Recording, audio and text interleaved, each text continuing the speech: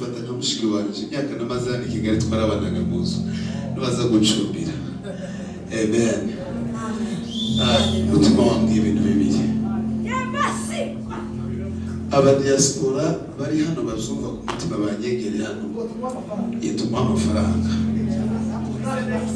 Navuga abadiaspora kubera ko ariko twazanye uri hano udafite ubushishe bwinshi muzi hano uratanga izo ufite nta kibazo tutanga kizanje cyo ni kimwe turayamuha mu madorari. Ikindi cya kabiri umutima wambwiye ngo musengere numva no muhumekera ku mwuka naje mfite. Harabari hano mu nyegere Patrick Bwino bagiye hanyuma bakomeze baririmbe. Niba nta bandi basigaye nta kibazo. Yes. Okay. Tubaye bane harundi mane bomugisha twiranje bizagere kudi inde harundi wanaza shuti yaje madamu Kanyama uhagaze kwino mwiruka muri me dore nundi tubaye barindwi Size twari kumusubiza k'igihumbi basi. Tumuzurize k'igihumbi basi. 3, 6, 7, 8. Nibyo mbaze neza. Tubaye 8. Harabura 2. Nta wundi. Nawe uratanga mama. Yego. Tubaye 9. Turabura 1. Usuze kikanda muyatange mu madolari apana mu banyarwanda. Yes. Okay, nta kibazo. Andasigaye ubwo ndayongeraho. Ku cyumweru utayafite ngire mukabe ku cyumweru tuzoyamuhisha. Ku cyumweru bizogere yawo gice gihugu cy'amadolari. Hana mu izina rya Yesu Kristo. Umwuka wawe kuri twebwe.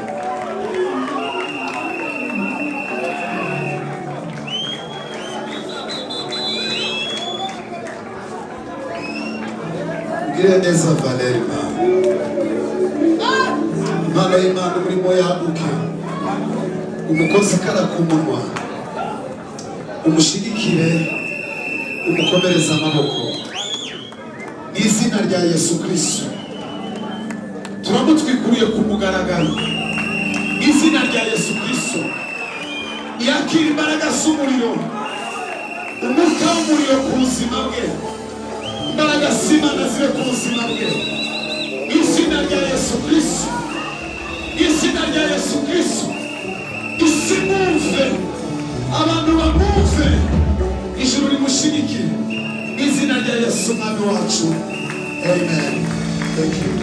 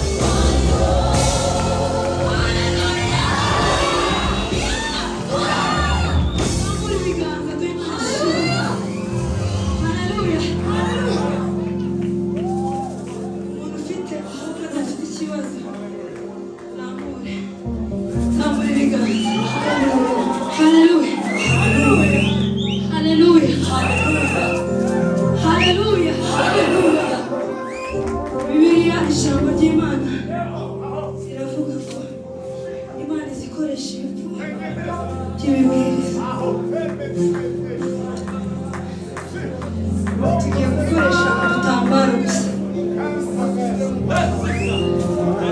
tuzamure gusa.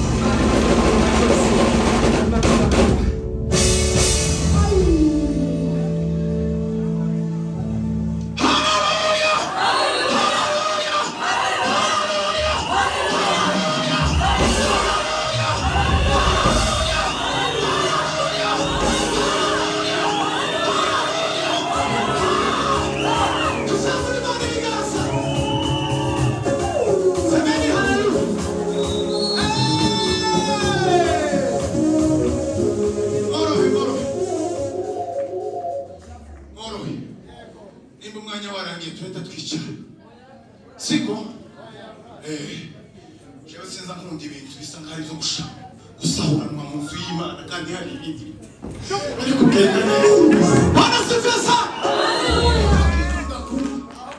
Bwana sifiwe sana. Bari mu gucuranga indirimbo, hari indi ndimo yabishimye, ariko turagushimiye missionnaire. Imana ishimye ku bwawe kabisa. Ikintu dufite muri kino gihe, dufite ubwoba bw'ijambo ry'Imana. Atubushiye kuvuga